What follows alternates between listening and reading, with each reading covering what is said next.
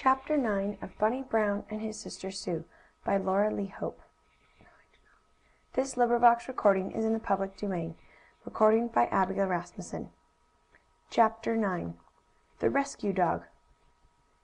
Bunny Brown and his sister Sue had often been in the water bathing.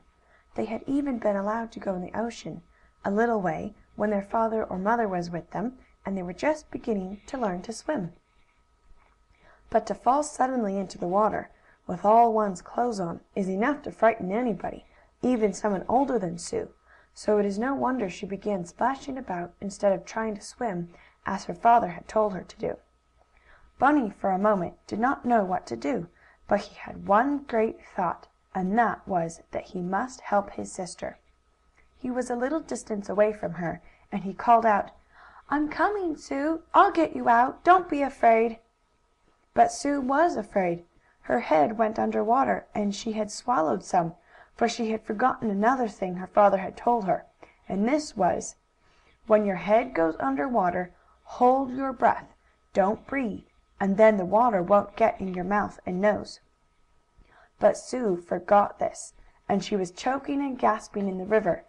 Luckily it was not deep, and he might easily have stood up at the place where she had fallen in.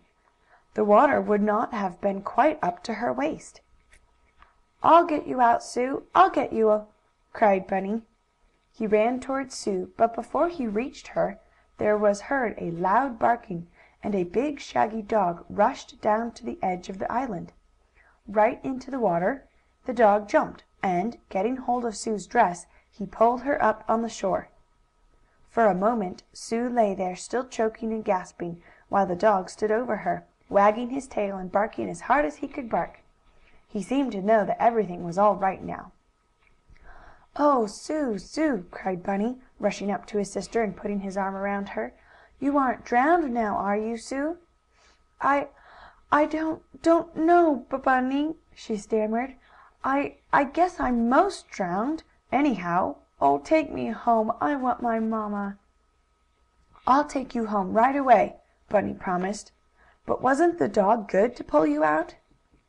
The dog shook the water from himself, and wagged his tail harder than ever. He jumped about, barking, and then, with his big red tongue, he licked first Sue's face and then Bunny's. Sue was much better now. She could sit up, and as the river water was not salty, as is the water of the ocean, what she had swallowed of it did not hurt her. "I guess the dog will lick all the Friday mud off my face," she said, smiling at Bunny through her tears. "The mud's all off anyhow," said her brother. "Falling in the river washed you clean." "But it got my dress all wet." "I don't care. It's an old one." "That's good," said her brother. "Now we'll go home. Maybe you will be all dry when we get there," he added hopefully, "and your dress won't show any wet at all." "But I'll have to tell mother I fell in." "Oh, of course." "But it was a accident," Sue said, speaking the big word slowly. "Now take me home, Bunny. I don't want to play Friday any more, and I'm hungry." The dog jumped about the children, but he kept nearer to Sue. Maybe he thought she belonged to him, now that he had pulled her from the water. Perhaps he had saved Sue's life, though the little girl might have gotten out herself, or Bunny might have pulled her from the water. "He's a nice dog," said Sue. "I wish we could keep him." "Maybe we can. He doesn't seem to belong to anybody, and nobody lives on this island."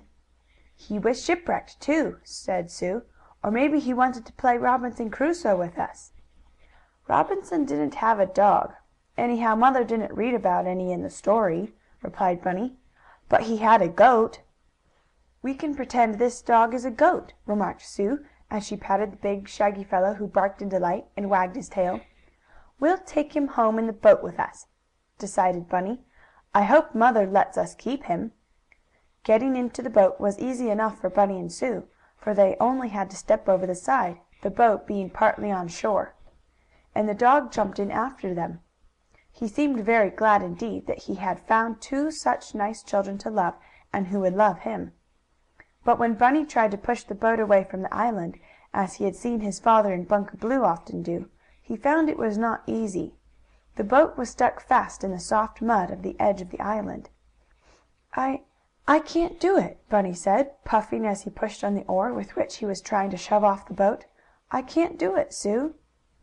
"Will we have to stay here forever?" "No, not forever. Maybe papa or somebody will come for us. But I can't push off the boat." "I'll help you," offered Sue. The oar was too heavy for her, however, so Bunny got her a long stick. But even with what little help Sue could give, the boat would not move. "Oh, dear!" sighed Bunny, sitting down on a seat. He looked worried, and so did Sue. "If we had a harness for our new dog, we could hitch him to the boat, and maybe he could pull it into the water," remarked Bunny, after a bit. "Oh, that would be fine!" cried the little girl. "And maybe he could swim and pull us all the way home." "But we haven't any harness," said Bunny, with another sigh. "Couldn't we use the fish line? I've got another piece of string." "We can try."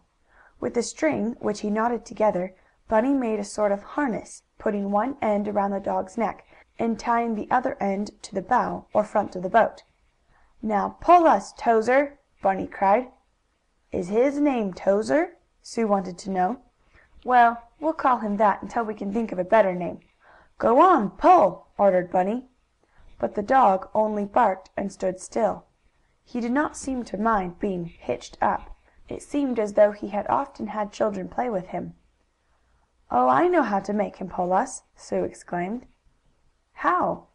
"Throw a stick in the water, and he'll chase after it." "Fine!" cried Bunny, and he tossed a chip out into the water. With a bark the dog rushed after it. But I think you can guess what happened.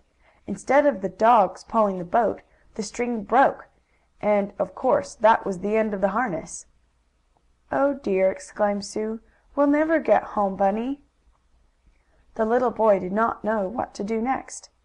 But all at once, as he and his sister looked at each other, quite worried and anxious, they heard a voice calling: "Bunny! Sue! Are you there? Where are you? Bunny! Sue!" Chapter 9.